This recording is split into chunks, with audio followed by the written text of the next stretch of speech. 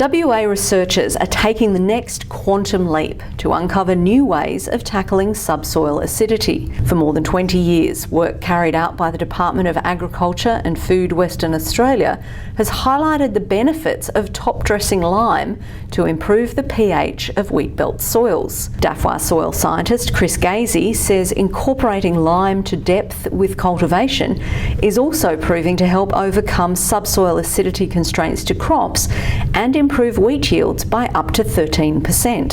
He says the next step is to look at the effectiveness and economics of strategic tillage options, organic amendments and novel products for subsurface amelioration. The research will be carried out in the next 5 years through the Grains Research Development Corporation's Soil Constraints West initiative in collaboration with DAFWA and the University of Western Australia.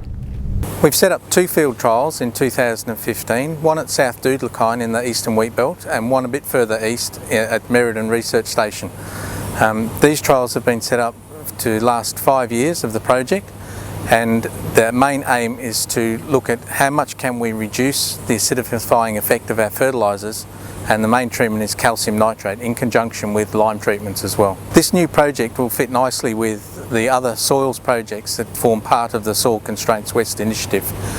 One of the main aims that we want to do from these groups of projects is to maximise the multiple benefits that are available to growers when they treat one of the constraints.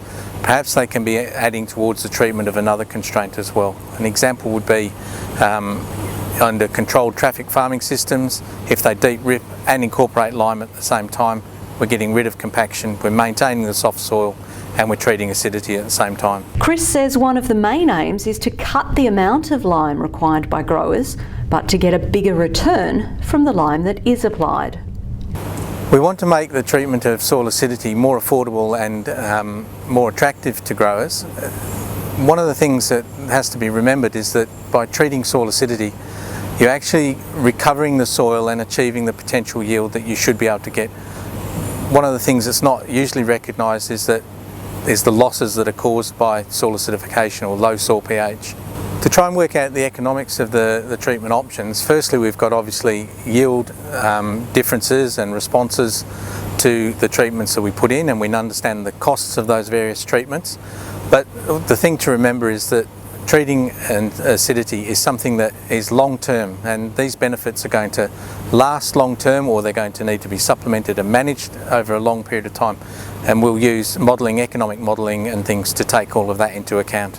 As part of this research, glasshouse studies are being undertaken at UWA to look in more detail at alternative lime products, as explained by University Research Officer Paul Damon. In 2015, we've conducted a glasshouse experiment looking at 13 different new products for managing subsoil acidity, and we're comparing them with doing nothing or with conventional treatments such as lime sand or crushed lime or dolomitic lime to see how they hold up in increasing plant root growth into acidic subsoils and managing subsoil acidity.